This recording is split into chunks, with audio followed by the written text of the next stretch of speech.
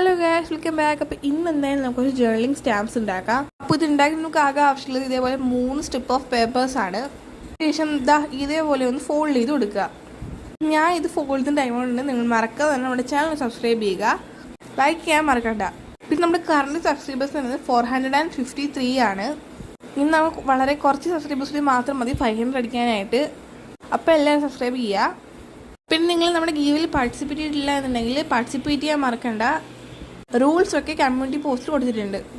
പിന്നെ നമ്മൾ ഗീവായിട്ട് കൊടുക്കുന്നത് ടുലിപ്പ് ലാമ്പാണ്. അപ്പോൾ ഇതെല്ലാം നിങ്ങൾക്ക് എന്തെങ്കിലും ഒപ്പീനിയൻസ് ഉണ്ടെന്നുണ്ടെങ്കിൽ അത് കമൻറ്റ് ബോക്സിൽ അറിയിക്കുക. ഇനി നമുക്ക് എന്തെങ്കിലും കുറച്ച് ക്യൂട്ടായിട്ടുള്ള ഡിസൈൻസോ പാറ്റേൺസോ ഒന്ന് വരച്ചു കൊടുക്കുക. പിന്നെ ഔട്ട്ലൈൻ ഇടാൻ മറക്കണ്ട.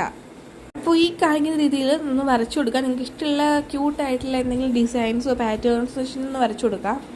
ഞാനിപ്പോൾ കുറച്ച് സ്ട്രോബെറീസും സണ്ണും ഹാർട്ടും ഒക്കെയാണ് വരച്ചെടുത്തിട്ടുള്ളത്. നിങ്ങൾക്ക് ഇഷ്ടമുള്ള എന്ത് ഡിസൈനാണെങ്കിലും വരച്ചെടുക്കാം. ജേർണലിംഗ് നിങ്ങൾക്ക് ഇഷ്ടപ്പെടുന്നവർക്ക് എന്തായാലും ഈ ഒരു വീഡിയോ ഇഷ്ടപ്പെടും. അപ്പോൾ എന്തായാലും നിങ്ങളുടെ ഫ്രണ്ട്സിനൊക്കെ ജേർണലിംഗ് ചെയ്യുന്നവരാണെന്നുണ്ടെങ്കിൽ ഷെയർ ചെയ്യാൻ മറക്കണ്ട. അങ്ങനെ ഡിസൈൻസും പാറ്റേൺസും ഒക്കെ വരച്ചതിന് ശേഷം നമ്മൾ കുറച്ച് മുമ്പ് മടക്കിയില്ലായിരുന്നു, അതേപോലെ ഒന്ന് മടക്കിയെടുക്കാം. നമുക്ക് വേണ്ടത് ഒരു പഞ്ച് ഹോൾഡറാണ്. ഇന്ന് നമുക്ക് ആവശ്യമുള്ളത് പഞ്ച് ഹോൾഡറാണ്. പഞ്ച് ഹോൾഡർ ഇല്ല എന്നുണ്ടെങ്കിൽ സിസേഴ്സ് വെച്ചൊന്ന് മുറിച്ചു കൊടുത്താലും മതി. ഇപ്പം എങ്ങനെയാണ് സിസേഴ്സ് കൊണ്ട് മുറിക്കുന്നതിന് വീഡിയോ ഇട്ടിട്ടില്ല. ഇത് വേണം എന്നുണ്ടെങ്കിൽ ഒന്ന് കമൻറ്റ് ചെയ്താൽ മതി. അങ്ങനെ മടക്കി തന്നിട്ടുണ്ട്. ഇതാണ് ഞാൻ ഉദ്ദേശിച്ച ആ ഒരു സംഭവം എന്ന് പറയുന്നത്, ഒരു പഞ്ച് ഹോൾഡർ. ഇതിപ്പോൾ എല്ലാവരുടെ കയ്യിൽ ഉണ്ടാവണമെന്നില്ല, അതുകൊണ്ടാണ് സിസേഴ്സ് കൊണ്ട് നിങ്ങൾ മുറിച്ചാൽ മതി എന്ന് പറഞ്ഞത്.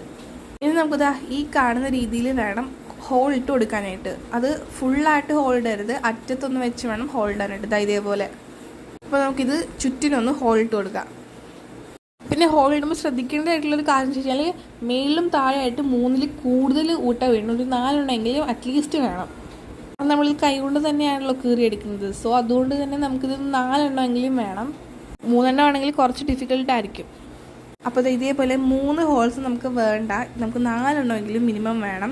ഇതേപോലെ 3 എണ്ണം ഇട്ട് കഴിഞ്ഞാൽ നമുക്കൊന്ന് മുറിച്ചെടുക്കാൻ ഭയങ്കര പാടായിരിക്കും. അപ്പോൾ നമുക്കിത് വർക്കിംഗ് ആണോ എന്ന് നോക്കാം. അപ്പോൾ ഞാൻ ഇവിടെ കൈ കൊണ്ടൊന്ന് മുറിച്ചെടുക്കുന്നുണ്ട്. അപ്പോൾ നല്ല അടിപൊളിയായിട്ട് നമ്മുടെ സ്റ്റാമ്പ്സ് വർക്ക് ചെയ്യുന്നുണ്ട്. അപ്പോൾ എന്തായാലും ഇഷ്ടപ്പെട്ടില്ലെങ്കിൽ കമൻറ്റ് ചെയ്യാൻ മറക്കരുത് കേട്ടോ. അപ്പോൾ ഇത്രയേ ഉള്ളൂ. So by.